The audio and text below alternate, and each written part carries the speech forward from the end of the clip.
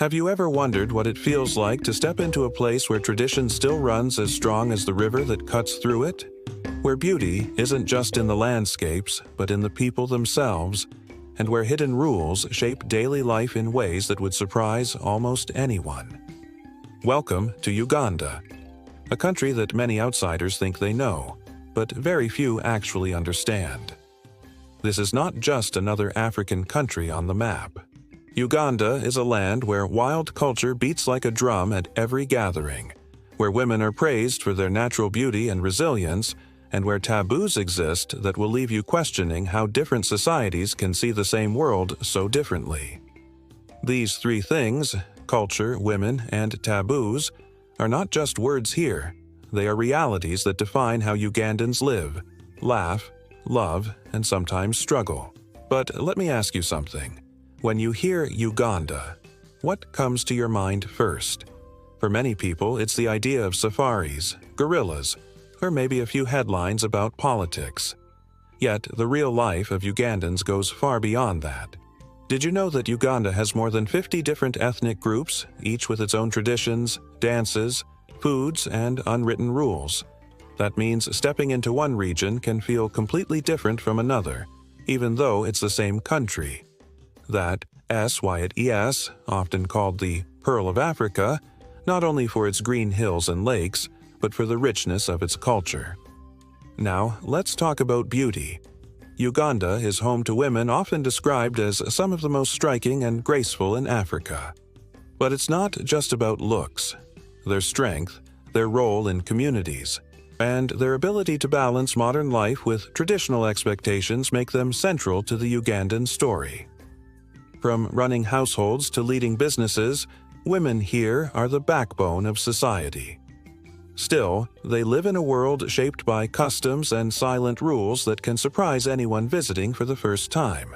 And then come the taboos. Some of these unwritten rules will shock you. In certain tribes, women are not allowed to eat particular foods like chicken or fish. In others, talking about love or relationships openly can still be frowned upon. And yes, beliefs in witchcraft and superstition continue to shape how people make decisions, even in today's modern cities. These taboos may sound unusual to an outsider, but to locals they are everyday life, guiding what is right, what is wrong, and what is simply not done. So here's the real question. How can one country hold such breathtaking beauty, such powerful traditions, and such strict taboos all at once? That's what makes Uganda both fascinating and misunderstood. In the next sections, we'll break down what real life in Uganda truly feels like, through its wild culture, through the women who carry its strength, and through the hidden taboos that many outsiders never hear about. Stay with me, because this isn't just a story about Uganda. It's a look at how culture, beauty, and tradition collide in ways that will make you rethink what you thought you knew about life itself. Uganda sits right in the heart of East Africa. If you look at the map, you'll find it surrounded by Kenya to the east, South Sudan to the north, the Democratic Republic of Congo to the west, Rwanda to the southwest, and Tanzania to the south. At first glance, its position might not seem unusual, but the land itself holds a mix of natural wonders that make it stand out. Uganda has mountains covered with mist, rolling green hills, open savannas, and lakes so large that they almost look like seas. One of those is Lake Victoria, the biggest lake in Africa and the second largest freshwater lake in the world. This lake is so vast that it touches three countries: Uganda, Kenya, and Tanzania. From its shores, the mighty Nile River begins its long journey north, cutting across Uganda before eventually reaching the Mediterranean Sea. This is why Winston Churchill, after traveling here in 1908, famously called Uganda the Pearl of Africa. He saw what many travelers still see today: a land rich in beauty, fertile soil, and endless variety. The nickname stuck, and it remains one of the country's proudest titles. To this day, when people talk about Uganda's natural wealth, they refer back to that phrase as if the land itself was a jewel hidden in the heart of the continent. But Uganda's appeal doesn't come only from its landscapes. Its real wealth lies in its people and their traditions. Uganda is home to more than 50 distinct tribes and ethnic groups. Each one has its own language, dress, food, customs, and beliefs. The largest group is the Baganda, who live mostly around the central region and the capital city, Kampala. They speak Luganda, a language widely used in everyday life, alongside English, which is the official language. Other major groups include the Banyankole, Basoga, Iteso, Acholi, and Karimojong, each adding their own identity to the national story. This diversity means that Uganda is like a patchwork quilt stitched together with dozens of colorful patterns. Travel from one part of the country to another, and you'll notice clear differences. In the West, you'll meet communities with strong cattle-keeping traditions. In the North, you'll hear stories of resilience after years of conflict. In the East, you'll see colorful dances and lively markets. Every tribe has its own way of celebrating births, conducting marriages, or mourning deaths. It's like stepping into many countries in one. Uganda's history adds another layer to its uniqueness. Before colonial times, many tribes were organized into kingdoms, each with a leader and a system of customs. The Buganda Kingdom, for example, was powerful and influential long before Europeans arrived. When the British colonized Uganda in the late 19th century, they used these kingdoms to administer the land.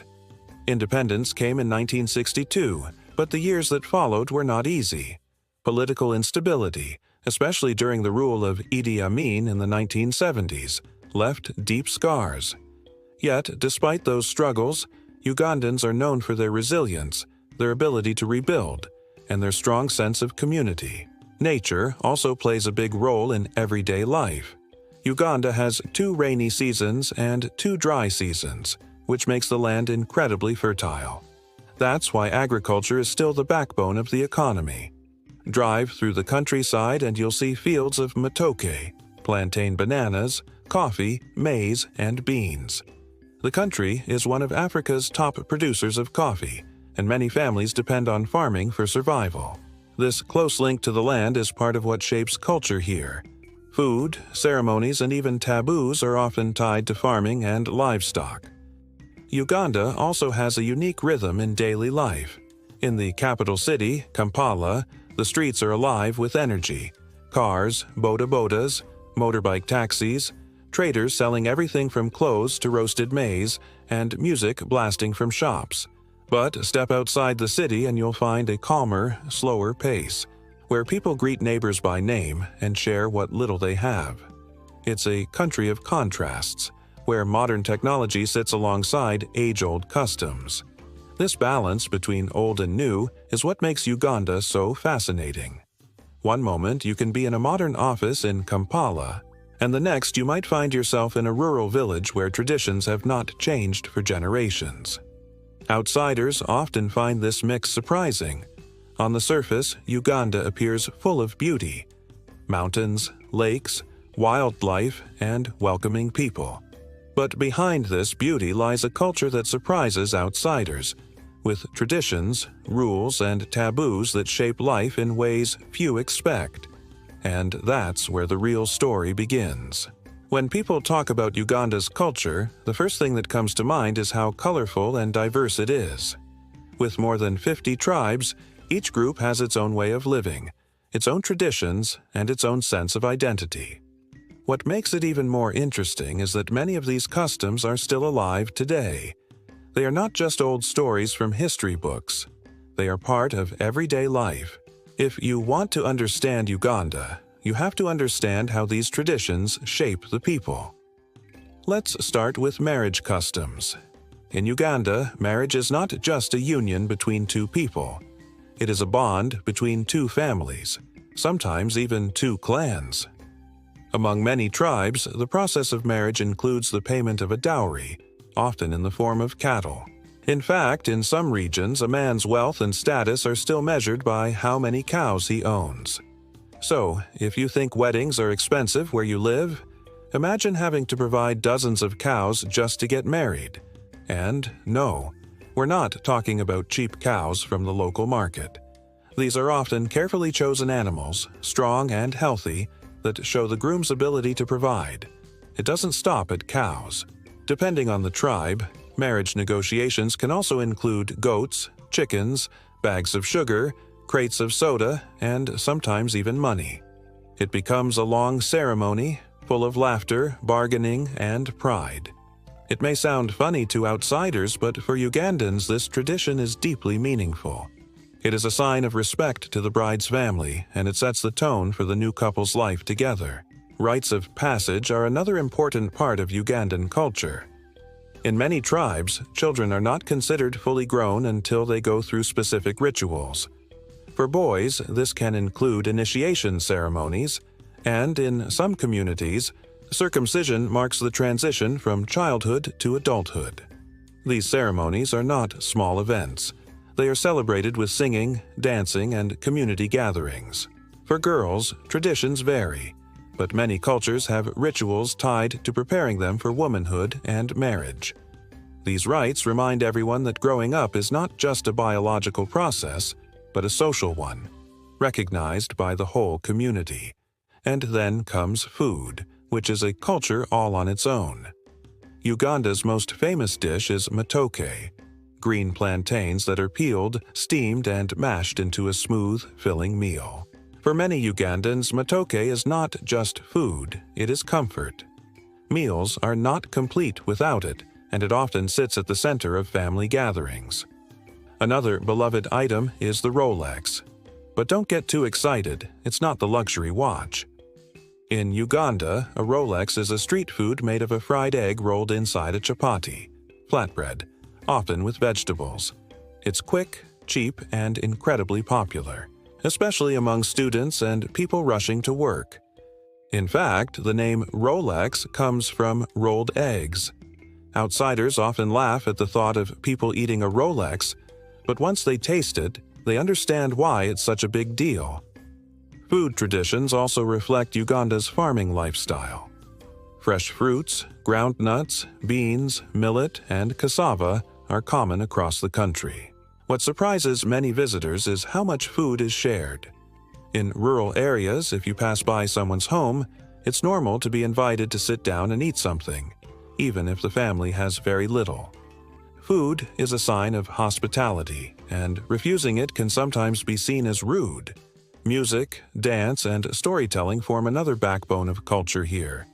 Ugandans have a natural love for rhythm. Drums, in particular, are central to many cultural events. The sound of drumming is powerful. It signals weddings, festivals, or community meetings. Traditional dances vary from tribe to tribe. The Banyankole have graceful dances that often mimic cattle movements, while the Bagasu have energetic ones performed during initiation ceremonies. These dances are not just for entertainment. They are ways of teaching history, values, and social roles. Storytelling is also deeply rooted in daily life. Elders pass down folk tales to children, often in the evenings when families gather. These stories are full of animals, tricksters, and moral lessons. They might sound simple, but they carry deep meaning about honesty, bravery, and respect. A popular character in many Ugandan stories is the hare, a clever trickster who often outsmarts stronger animals.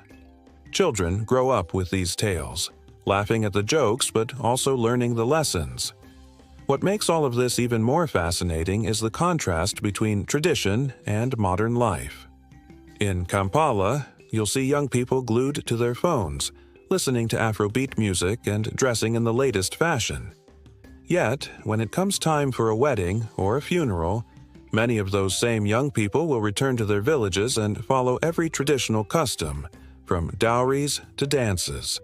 It's this mix that makes Uganda feel so alive. And let's be honest, some of these customs can be shocking or even funny to outsiders.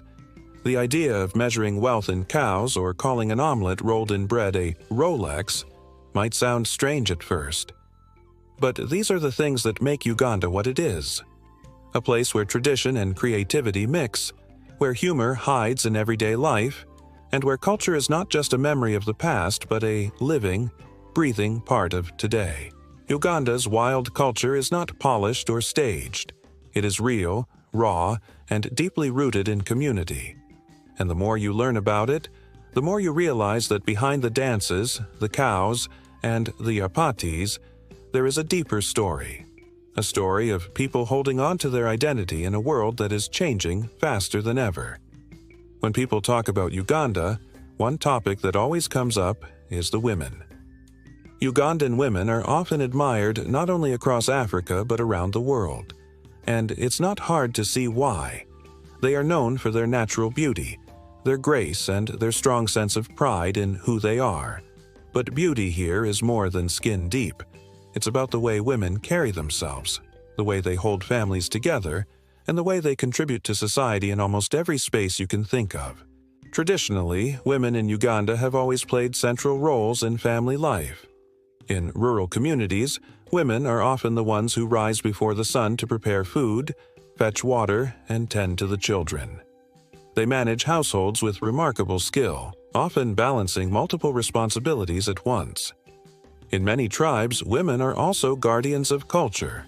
They are the ones who pass on songs, dances, and folk tales to children. Even in marriage ceremonies, women often play a leading role, guiding younger relatives and teaching them the values of respect and responsibility. But alongside tradition, there's also a modern side to Ugandan women. Today, you'll find women working in offices in Kampala, running businesses, and leading organizations. More women are getting higher education and stepping into spaces that were once dominated by men. For example, Uganda has had one of the highest percentages of women in parliament in Africa, with women holding over 30% of seats in recent years.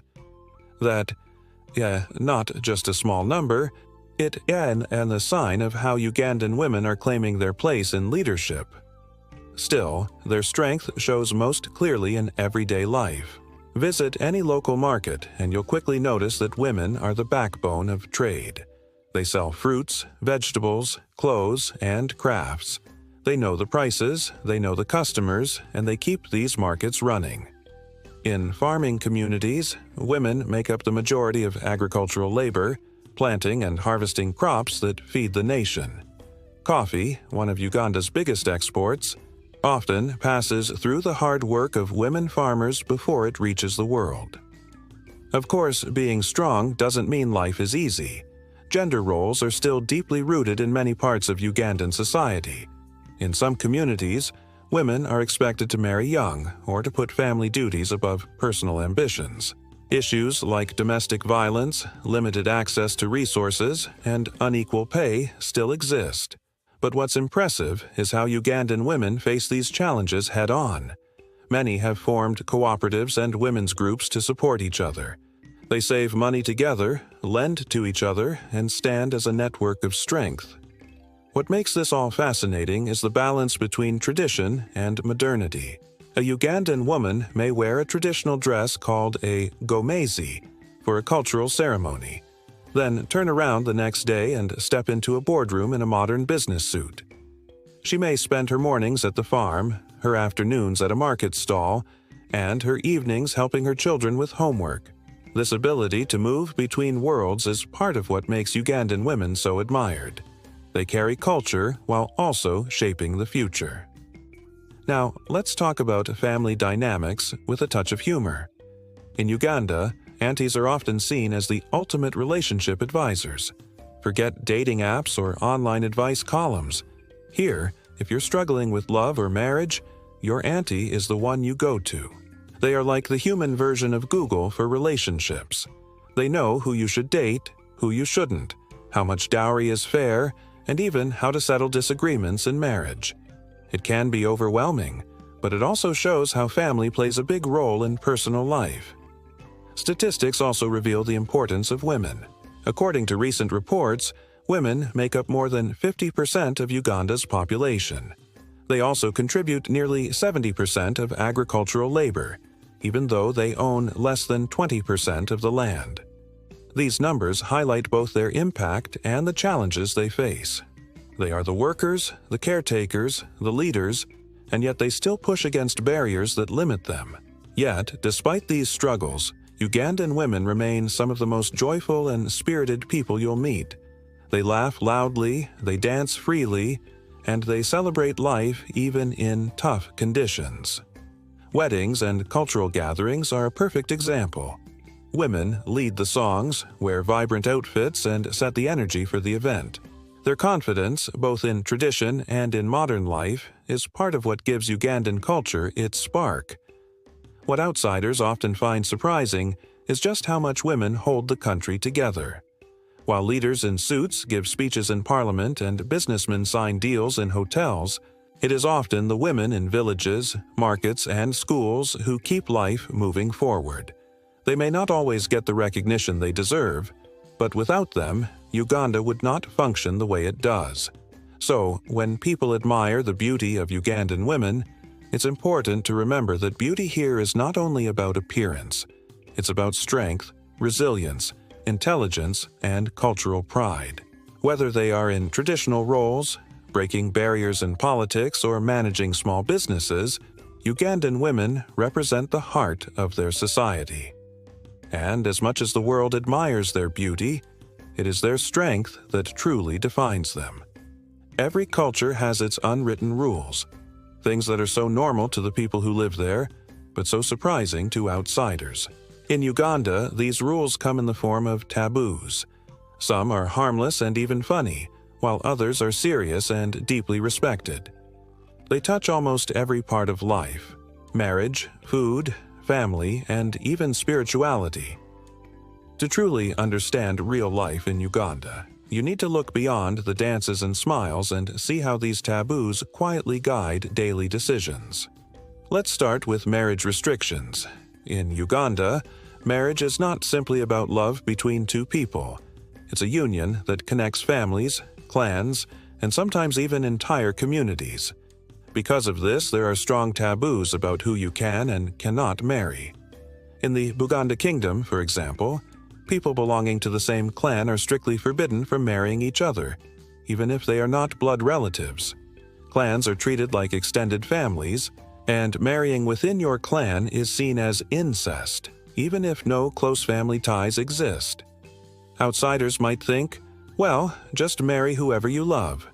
But here, the entire community would reject such a marriage. Families take this rule very seriously, and breaking it can bring shame and conflict. In other tribes, marriage restrictions come from cultural identity. Some groups discourage marriage between their people and those from neighboring tribes, believing it will dilute traditions. While times are changing and intertribal marriages are becoming more common, many families still hold on to these old beliefs. Imagine falling in love, only to be told that your relationship is taboo, simply because of your surname or clan identity. For Ugandans, these rules may sound normal, but for visitors they can feel shocking and difficult to understand. Food taboos are another area that often surprises outsiders. In some Ugandan tribes, women are forbidden from eating certain foods. For example, in parts of eastern Uganda, it is considered taboo for women to eat chicken, goat meat, or eggs. The reason? Traditionally, these foods were seen as special and reserved for men, especially elders. People believed that if women ate them, they might lose respect or even cause bad luck. In some areas, women were also told not to eat fish, particularly Nile perch, because it was considered too important to be shared. Imagine growing up in a fishing village, surrounded by one of the largest lakes in the world, and being told you're not allowed to eat the fish that everyone else enjoys. Some of these taboos are slowly fading with modernization. Young women in towns today often laugh and say, "We eat chicken now without fear." But in rural areas, these rules still hold weight. In fact, breaking them in front of elders could still spark arguments or disapproval. Outsiders sometimes make the mistake of offering food without knowing the rules, which can cause awkward moments. Picture a tourist happily handing over a grilled fish to a woman in a village, only for her to politely refuse. Not because she doesn't like it, but because her culture quietly forbids it. Then there are taboos linked to witchcraft and superstition. Uganda, like many African countries, has a long history of traditional beliefs in spirits, witch doctors, and supernatural powers. Even in modern cities, these beliefs still shape people's lives. Some Ugandans believe that angering the spirits can bring sickness or misfortune. Others consult traditional healers when they fall ill, sometimes before seeing a doctor. Witchcraft-related fears can lead to surprising behaviors. People avoiding certain trees at night, refusing to whistle indoors, or being cautious about what they say out loud. There are also darker sides to these beliefs. In some cases, stories emerge of people being accused of witchcraft and facing punishment from their communities. Superstitions can also influence politics and business. It is not uncommon to hear that a leader or a wealthy person secretly visited a witch doctor to gain success. Outsiders may laugh at these ideas, but for locals, they are serious matters. In fact, even well-educated people sometimes keep charms or follow spiritual rituals just to be safe. When it comes to sexuality and menstruation, the taboos become even more sensitive. In many Ugandan communities, open conversations about sex are still rare. Parents often rely on elders, especially aunties, to guide young girls about relationships and marriage. Talking openly about desire, intimacy, or sexual health is considered embarrassing, even shameful. This silence creates both mystery and misinformation. Menstruation is another area filled with taboos. In some communities, girls are not allowed to cook or touch certain items during their periods. Old beliefs claim that their presence during menstruation could spoil food or bring bad luck. These ideas are slowly changing, thanks to education and awareness campaigns, but they still affect many young women. Imagine being a teenage girl in school, trying to concentrate on your lessons, while quietly dealing with the shame or restrictions tied to a natural part of life. Of course, not all taboos are serious or oppressive. Some are almost humorous when you first hear them. In certain places, whistling at night is said to attract snakes. Others say pregnant women should not look at monkeys or their children will resemble them. Then there are rules about not sweeping the house at night because it supposedly sweeps away wealth. Outsiders often laugh at these ideas, but for many Ugandans they are reminders passed down through generations, mixing humor with caution. What makes taboos fascinating is how they continue to survive in a world that is rapidly changing. Walk through Kampala, and you'll see modern billboards advertising smartphones and internet bundles. Yet, just a few kilometers away, someone might refuse to eat a certain food because of a centuries-old belief. It's this mix of modern life and ancient rules that makes Uganda so intriguing. And here is a shocking thought. Breaking a taboo doesn't always bring punishment from spirits or curses. Sometimes the real punishment comes from society itself. A woman who eats a forbidden food, a couple who marries across clans, or a man who ignores a spiritual ritual might find themselves judged, isolated, or gossiped about. The real power of taboos lies not in the supernatural, but in the community's reaction. So the question remains, in a country so rich with beauty, music, and laughter, why do these hidden taboos still hold such power? The answer is simple. Because they are part of identity. They remind Ugandans who they are, where they come from, and what boundaries shape their world. For an outsider, they can feel strange or restrictive. For locals, they are simply life. If you really want to know what Uganda feels like, forget the headlines and look at the rhythm of everyday life. That's where the heart of the country beats. Daily routines here are full of energy, chaos, laughter, and sometimes frustration. But that's exactly what makes them memorable. Let's start with the markets. Ugandan markets are the lifeline of communities. They are noisy, colorful, and full of movement. Imagine rows of stalls piled high with matoke, cassava, pineapples, mangoes, and fresh fish. Traders shout out their prices. Customers haggle with determination, and children run between the stalls carrying small bags for their parents. Markets are not just about buying and selling. They are social spaces. People meet, chat, and share stories. You might come looking for tomatoes and leave with news about who got married, whose daughter is going to school, or what the local football team achieved last weekend. Now, let's talk about boda bodas, the infamous motorbike taxis of Uganda. If you ask anyone about daily transport here, they will almost always mention boda bodas. They are fast, they are cheap, and they are absolutely chaotic. These bikes weave through traffic like they are part of a video game. Cars, buses, pedestrians, nothing seems to stop them. If there is no space on the road, boda bodas will happily cut across sidewalks or squeeze through gaps you didn't even think existed. Riding on one is an adventure on its own. You hold on tight, hoping you don't fall off while the driver zips past traffic jams like they're racing against time. For locals, it's just another day of commuting. For visitors, it's often a mix of terror and excitement. People joke that boda bodas are both a blessing and a curse. They get you anywhere quickly, but they also leave you with a racing heart. And yet, despite the chaos, they're an essential part of life, especially in Kampala where traffic jams can stretch for hours. School life is another important part of daily Uganda. Education is highly valued, and families often sacrifice a lot to send their children to school.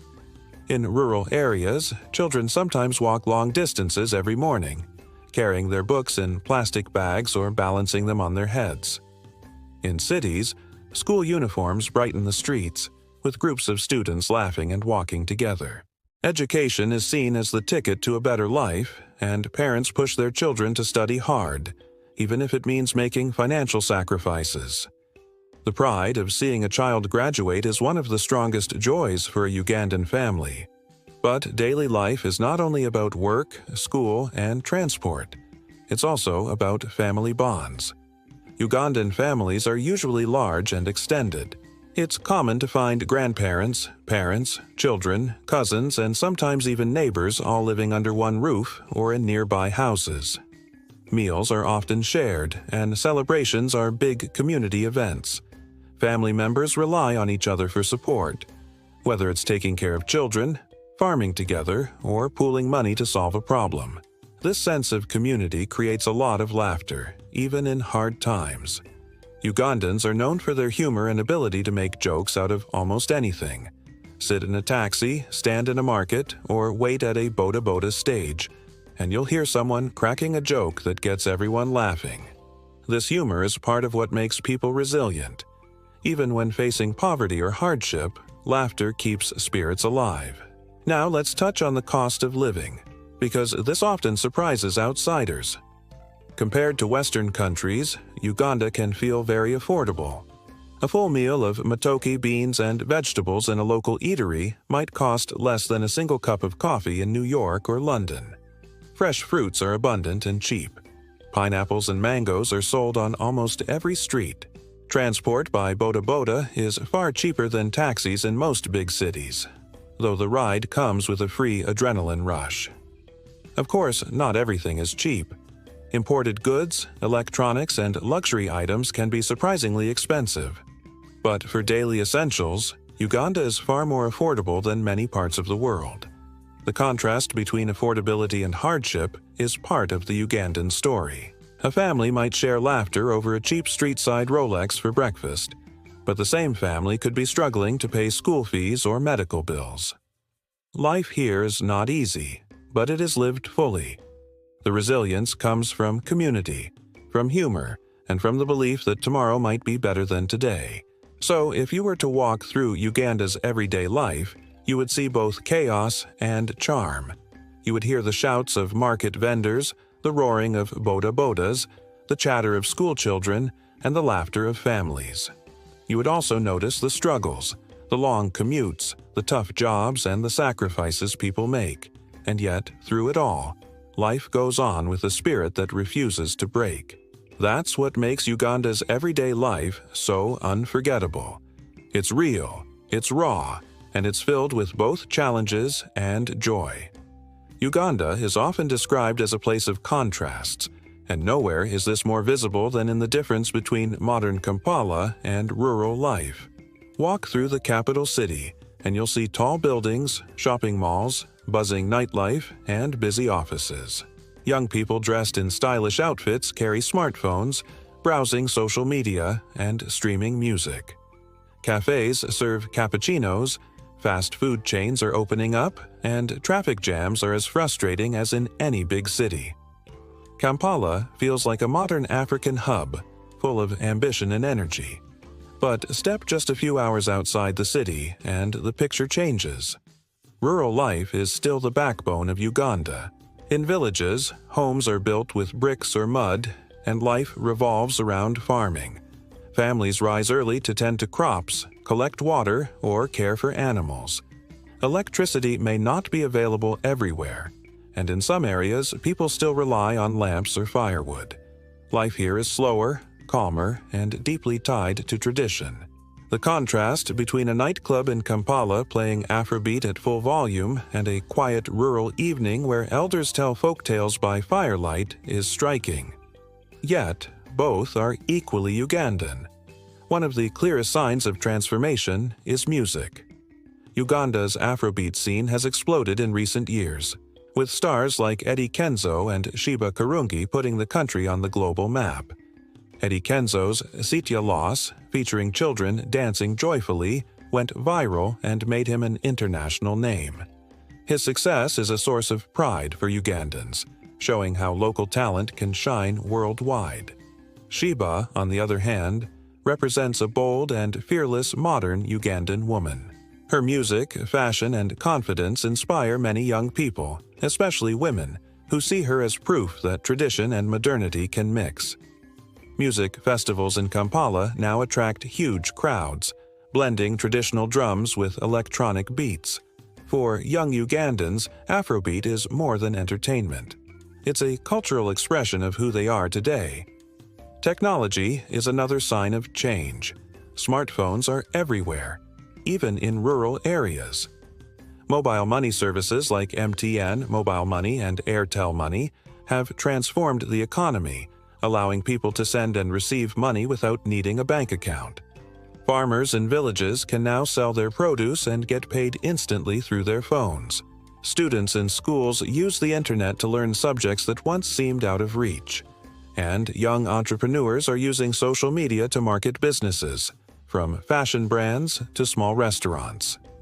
Uganda's youth, who make up the majority of the population, are driving this digital revolution. Education has also seen steady growth. More children are attending school than ever before, and universities are producing skilled graduates ready to shape the future. Still, challenges remain. Overcrowded classrooms, lack of resources, and unemployment after graduation. Yet, the determination of young people to pursue education is inspiring. Many dream of not just getting a degree but using it to improve their communities. It's common to hear a student say, "I want to be a doctor to help my village," or "I want to be an engineer to fix our roads." That sense of responsibility is part of Uganda's transformation story. At the same time, Uganda faces the challenge of balancing modernity with tradition. A young woman may spend her weekdays working in an office in Kampala, but when she travels to her village for the weekend, she is expected to kneel in respect when greeting elders, a traditional custom still widely practiced. A young man may enjoy hip-hop music, but at his wedding, traditional dances and dowry ceremonies are non-negotiable. These cultural expectations remind Ugandans that no matter how modern life becomes, tradition is never too far away. Even religion shows this balance. Uganda is a deeply religious country, with Christianity and Islam being the two major faiths. Modern churches in Kampala use technology, screens, and live music during services. Yet in villages, you'll still find small congregations gathering under trees or in simple buildings, singing hymns without instruments. Both expressions exist side by side, reflecting how Ugandans adapt to change while holding on to their roots. Economically, Uganda is also in transition. Urban centers are growing with new industries, while rural areas still depend heavily on farming. The government promotes modernization, but the pace is uneven. For some, this creates opportunities. tech hubs, business ventures, and tourism. For others, it highlights inequality between city life and village struggles. This dual reality is something every Ugandan lives with and negotiates daily. The best way to describe Uganda's transformation is to see it as a bridge. On one side is a strong, traditional culture that values family, respect, and community. On the other side is a youthful, modern spirit eager to embrace technology, fashion, and global culture. Walking on this bridge isn't always smooth. Sometimes there are conflicts, elders frowning at new lifestyles, or youth questioning old restrictions. But it's this very tension that makes Uganda dynamic. So, when people ask what Uganda looks like today, the answer is simple. It's both a smartphone and a drum, both a bustling nightclub and a quiet village, both Eddie Kenzo's viral song and an elder's folktale. It's a country moving forward quickly, but with its roots firmly planted in tradition. And that balance between old and new, past and future, is what defines Uganda's transformation. When people think about Uganda, tourism often comes up first, and honestly, it deserves the attention. Few countries in the world pack so much natural beauty, wildlife, and adventure into one place. Uganda is like a giant open-air museum of nature. But instead of paintings, you get gorillas, roaring waterfalls, and the longest river on Earth. Let us start with one of Uganda's biggest treasures, gorilla trekking in Bwindi Impenetrable Forest. The name alone sounds dramatic, and it lives up to it. Bwindi is thick, misty, and full of towering trees. Trekking here is not just a walk in the park. It's a serious climb through slippery trails, mud, and tangled vines. But at the end of it, you get the chance to stand face-to-face with a mountain gorilla. These giants are peaceful, almost human in the way they look at you, and incredibly rare. Uganda is home to about half of the world's remaining mountain gorillas, which makes it one of the best places to see them. Tourists often describe the moment as life-changing. Of course, the price tag for gorilla trekking permits is high, but many say it's worth every penny. The idea of locking eyes with a gorilla in its natural home is something few people ever forget. Next is Murchison Falls, sometimes called the most powerful waterfall in the world. The Nile River, which is already massive by the time it reaches this point, squeezes itself through a gap only 7 meters wide before crashing down with unbelievable force. The sound is thunderous, the spray rises into the air, and the ground seems to shake under your feet. Tourists often stand there with their mouths open, wondering how so much water can push through such a small opening. And if that's not enough, the national park around the falls is full of elephants, lions, giraffes, and hippos. So you get both the power of nature and the thrill of wildlife in one trip. Then there's Lake Victoria, the largest lake in Africa. It looks more like an ocean than a lake, stretching as far as the eye can see. Fishing boats dot the water, and islands scattered across the lake hide small communities and resorts. It's also the starting point of the Nile River, which then snakes its way across the continent. Standing on its shores, you get a sense of how much life depends on this lake. Fishermen casting nets, children swimming, women washing clothes, and traders transporting goods. It's not just a lake, it's a heartbeat of daily life. And we can't forget the Nile River itself. Rafting on the Nile near Jinja has become a popular adventure activity. Tourists strap on helmets and life jackets and throw themselves into rapids with names like The Bad Place or Itanda Falls. Some people scream the whole way, others laugh uncontrollably, and a few end up tumbling out of the raft into the rushing water, safely of course. It's a mix of fear and fun. And for many, it's the highlight of their Uganda trip. Safari life in Uganda often comes with its own set of surprises.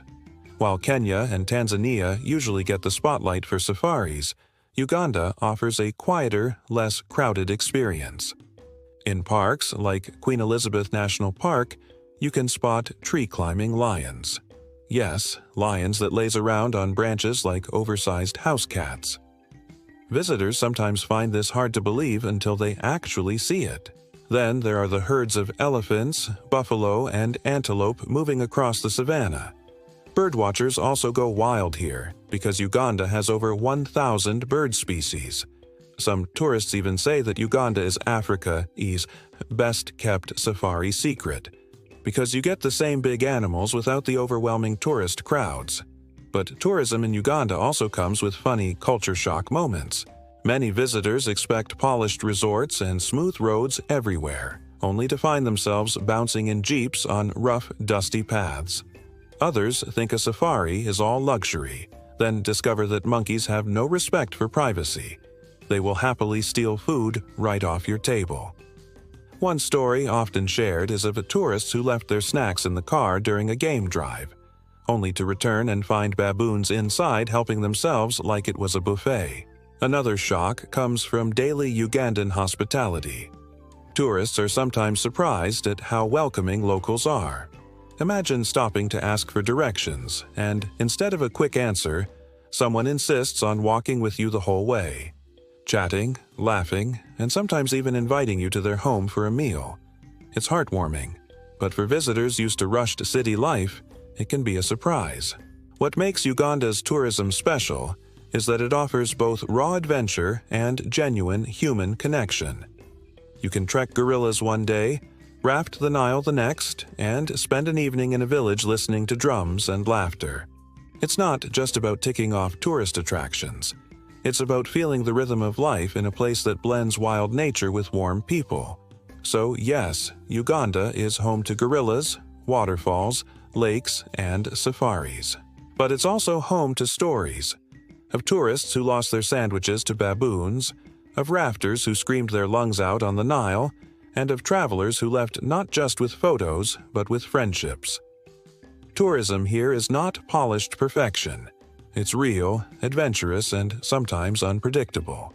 And that's exactly what makes it unforgettable. If there's one thing that truly defines Uganda beyond its culture, landscapes, or wildlife, it's the spirit of its people. Life here hasn't always been easy. The country has faced political struggles, economic challenges, and even conflicts in the past. But what shines through is the resilience and pride of Ugandans. They have a way of surviving hardship with a smile, a joke, or a song. It's this strength that makes the emotional heart of Uganda so powerful. National pride is everywhere. Ugandans love their flag, their sports teams, and their music. When the national football team, the Uganda Cranes, plays, people crowd around televisions in bars and homes, cheering loudly whether they win or lose. Musicians who succeed internationally, like Eddie Kenzo, are celebrated as heroes.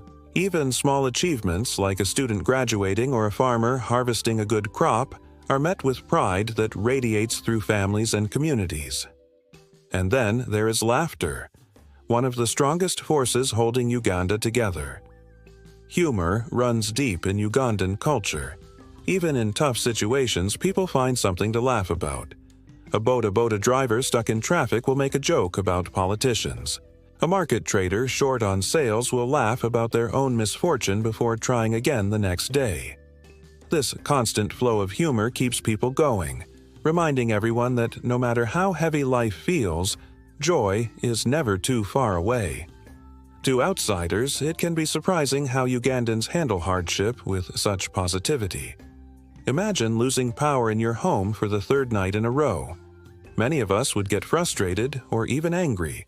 In Uganda, families light candles, gather together, and turn it into a storytelling evening.